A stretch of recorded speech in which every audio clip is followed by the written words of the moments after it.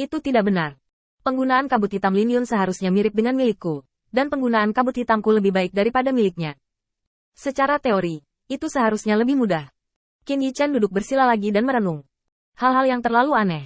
Setelah hati-hati memeriksa isi pencerahan Lin Yun dalam pikirannya, Qin Yichen mengerutkan kening. Mungkinkah metode saya salah? Apa yang disadari Lin Yun adalah penggunaan kabut hitam, bukan latihan kabut hitam? Qin Yichen sedikit tertekan. Hal-hal hari ini seperti ini. Tampaknya panennya tidak sedikit, tetapi pada kenyataannya tidak ada yang bisa digunakan. Meskipun dia tahu apa yang terjadi pada Athena di belakangnya, dia masih tidak tahu tujuan Athena. Tahu bagaimana mengubah kecelakaan hari ini dengan Lin Yun menjadi peluang, tetapi terbatas di mana-mana. Saat ini, meskipun masalah pertama casting Yin Yang Dao Ball telah diselesaikan, itu telah membawa masalah baru. Artinya, kabut hitam tidak cocok dengan transformasi Suantian macan putihnya sendiri, dan tidak dapat digabungkan dengan napas transformasi Suantian macan putih seperti kabut hitam Lin Yun. Pada dasarnya ini masih langkah pertama. Setelah mengetuk kepalanya, Qin Yichen memutuskan, dan segera bangkit untuk berbicara dengan pemilik King Hui tentang Heimu. Hanya dengan benar-benar memahami rahasia kabut hitam, mungkinkah memahami rahasia kabut hitam seperti Lin Yun dan menampilkan bola Yin dan Yang Dao? Qin Yichen sekarang dapat memadatkan kabut hitam, tetapi efeknya kecil. Apa yang bisa dilakukannya? Bahkan jika itu untuk bertahan melawan musuh, 3.000 latihan Tao sudah cukup. Agak sedikit, sayang sekali makanannya hambar dan terbengkalai. Baru saja berdiri, Qin Yichen hendak berkemas dan meninggalkan dunia rahasia. Tetapi ketika dia melihat dunia rahasia dengan sedikit enggan, dia tiba-tiba terpana. Di kakinya, adalah lokasi gua. Di tempat yang paling mencolok ini, sebenarnya ada loh batu. Sebelumnya, karena semua perhatiannya ada di gua, Qin Yichen tidak memperhatikan detail kecil ini. Provokatif. Sudut mulut Qin Yichen sedikit terangkat. Dia jatuh dan melihat lebih dekat pada benda-benda di loh batu. Selain merekam dunia memasuki alam rahasia, bahkan identitas Lin Li dan waktu putus asa dicatat di sini. Terlepas dari 2 poin penting ini, tidak ada berita lain. Tapi bagi Qin Yichen, itu sudah cukup. Benar saja, Athena, Dewi Kebijaksanaan, tidak mau kesepian. Informasi pada prasasti ini sepenuhnya konsisten dengan apa yang saya ketahui. Artinya, hal-hal yang tercatat di dalamnya benar-benar kredibel. Hehe, Athena masih terlalu lama bermain trik sendirian. Apa dia sedikit kesepian? Setelah memahami ini, Qin Yichen mencibir tanpa sadar. Mereka yang bermain trik tidak takut pada lawan yang lebih kuat dari diri mereka sendiri. Juga tidak terlihat melalui trik di mana-mana. Itu hanya akan membuat mereka belajar lebih keras dan melakukan segalanya untuk memperbaiki diri. Yang benar-benar mereka takuti adalah tidak ada lawan.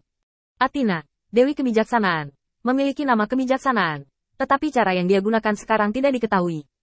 Semua orang disimpan dalam kegelapan olehnya seperti orang bodoh. Dunia baik-baik saja selama ratusan tahun, tapi itu cukup untuk membuat Athena gila di tahun-tahun ketika Athena diukur dalam ribuan. Sama seperti pembudidaya abadi yang mencapai puncak selalu ingin menemukan 1 atau 2 lawan untuk dirinya sendiri, dia cukup terjerat di dalam hatinya.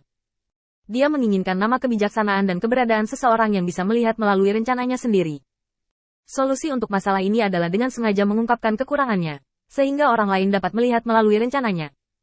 Dengan cara ini, tujuannya telah tercapai, dan nama Dewi Kebijaksanaan masih ada di tangannya. Mereka semua muak. Qin Yichen mencibir dengan jijik di dalam hatinya. Dia sebenarnya berani meninggalkan jejak pada rencana semacam ini, karena takut dia tidak akan bisa memanfaatkan kesempatan ini. Aku benar-benar tidak tahu bagaimana menulis kata-kata mati. Karena Athena berinisiatif memberi kesempatan, maka dia tidak punya alasan untuk tidak menemaninya. Setelah memilah-milah waktu dalam pikiranku, segala sesuatu mulai dari pembunuhan Lin Li hingga saat ini semua muncul di benak Qin Yichen. 5 tahun, dan catatan metode rahasia yang menggerakkan jiwa sedikit dan jarang. Sepertinya petunjuk selanjutnya yang harus ditemukan adalah apa yang terjadi di gua itu 5 tahun lalu. 5 tahun yang lalu, dalam waktu yang sangat umum ini, banyak hal terjadi di gua, dan tidak mungkin menemukan petunjuk menurut akal sehat. Tapi Qin Yichen percaya bahwa Athena akan dengan sengaja meninggalkan kekurangan, dan menemukan petunjuk hanyalah masalah dunia. Setelah menemukan petunjuk lain, Qin Yichen memutar matanya dan tiba-tiba memikirkan ide yang bagus. Pikiran berkomunikasi dengan orang-orang percaya di kuil penguasa cahaya. Siapa di antara orang-orang percaya yang paling dekat dengan Athena, Dewi Kebijaksanaan? Tuan Hui Guang, itu adalah pelindung yang tepat Sai Lao. Oke, biarkan dia meletakkan apa yang dia lakukan dan pergi ke kuil Athena, Dewi Kebijaksanaan. Anda akan menyampaikan hal-hal spesifik kepada Tuan Sai nanti. Meninggalkan masalahnya pada Athena, Qin Yi bahkan tidak memikirkannya. Sebelum melihat pemandangan di luar dengan jelas, seseorang muncul di depan Qin Yichen. Pria besar itu tidak baik. Ada gangguan kuat di kehampaan. kamu cepat dan pimpin situasi keseluruhan. Qin Yichan mengerutkan kening ketika dia mendengar ini. Pembangkit tenaga listrik dalam kehampaan? Apa yang harus memprovokasi diri sendiri? Tidak hanya keheningan yang mati dalam kehampaan, tetapi juga krisis yang dapat dilihat di mana-mana. Selama seseorang tidak berhati-hati, tubuh akan mati. Kontaknya saat ini dengan kekosongan hanya terkait dengan beberapa latihan. Jika dia ingin membiarkan dewanya memasuki kehampaan, pasti tidak akan ada sampah yang tersisa untuk mati dalam sekejap. Ketika pembangkit tenaga listrik tingkat ini muncul, apakah Anda masih ingin melawan? Mengapa Anda tidak melarikan diri lebih cepat? Qin Yichan dengan tegas melepaskan tangan Mu Lingyun, mundur selangkah, dan pikirannya berubah tajam. Dia ingin bersembunyi kembali di alam rahasia lagi. Tidak, kamu telah mengenali orang yang salah. Tuan telah pergi untuk waktu yang lama. Dengan mengatakan itu, Qin Yichan akan memasuki alam rahasia, dan ada suara mendengung di benak Mu Lingyun. Kemana pria besar itu pergi?